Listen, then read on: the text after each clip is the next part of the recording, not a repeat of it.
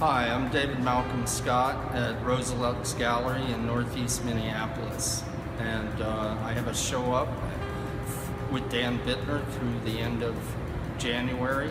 Two of us show each month. It's a co-op gallery. For this show, I decided to do something a little different. I'm known for my watercolor scrolls, but I used to do acrylics, and original training was as an architect at the University of Minnesota. So I went back to acrylics and kind of decided to take the view of an architect dealing with a landscape. The landscape being the canvases, the 12 by 12 canvases. These other nature views here kind of started the whole idea, as I said earlier. They're views of the sky between the buildings, and I didn't want to get into the minutiae of windows and everything else. Just the buildings as silhouettes, and the sky being the only nature that you really see downtown. Initially, this is what I was thinking I was going to do with all the nature views, but part of the creative process is sometimes you get in there and it starts changing as you're painting it, and you just got to kind of let go and go with what happens. What about the recognizability of the buildings? Well, for this, I wanted to make them more generic. I've done a lot of watercolor work about the Twin Cities and the riverfronts, and you know, with pen and ink drawing on the watercolors, so you know it's Minneapolis. And these, I wanted to leave it a little bit more ambiguous. So it could be any city.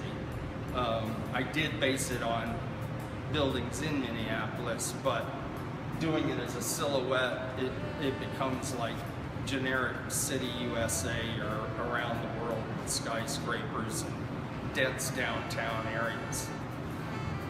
This one, the sunset of the monarchs, as many people probably know, the monarch population is in crisis right now. Their numbers are down 90% over the last 20 years, and that's largely due to the over-farming or complete farming of the prairie. So this one, Sunset of the Monarchs, is kind of about that crisis. On the right, you have various lines and structures. Again, I wanted to make it as kind of the hand of man without doing site-specific buildings or farm structures or silos or whatever. But it's sort of our imprint on the landscape. And as you go across the scroll, you come on the other side, you have the original prairie or what's left of it, and the monarch butterflies, you know, feeding up for their migration. And then as you go to the right, towards the center, towards the sunset, the prairie kind of dissipates and disappears and then becomes sort of overlapped with the constructions and what we're doing to the landscape. So that's what's behind this one. With the scroll work, there's definitely a element of reading or a narrative.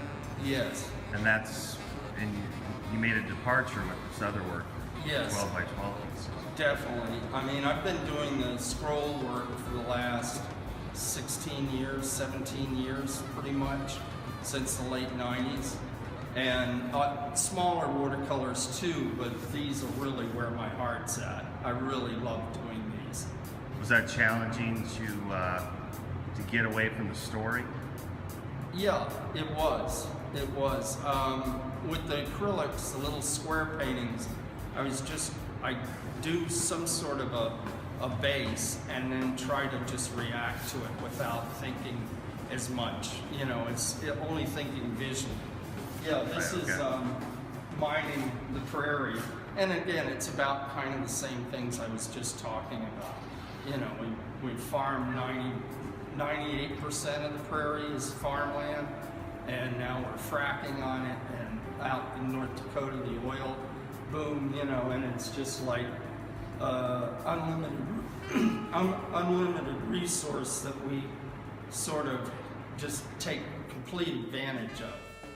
I mean, everybody gets all upset about the Brazilian rainforest and the other rainforests. If the Brazilians had done to the rainforest what we've done to the prairie, you could probably fit the whole rainforest into the state of Minnesota, or maybe the southern half of the state. So part of my shtick about the prairie is I try to raise people's thoughts about it, and people get them interested in it and seeing it as something different than miles and miles of cornfields and wheat fields. Or a flyover state. Or flyover state, especially here in the Midwest. You know, we're flyover area for the East and West Coast.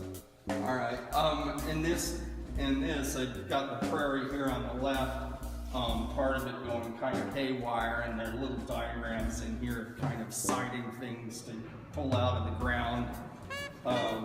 And then the red line across the piece connects to a globe, the Earth, and I've outlined on the Earth the amount of the landscape that is the prairie.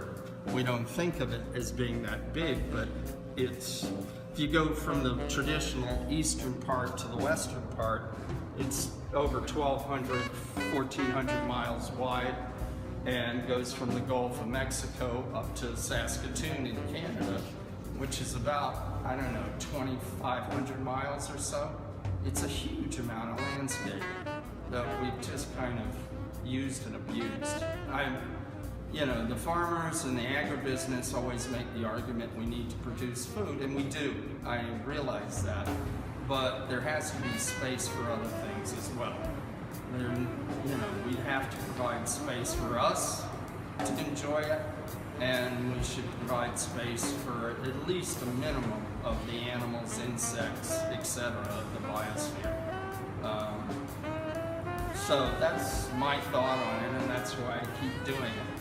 And it's a place I love that a lot of other people don't, but I try, through my work, I try to show them what I get out of the space. And it's really pretty incredible. If you ever do get to a preserve that is the full environment, there are some areas that were never plowed under, a few of them.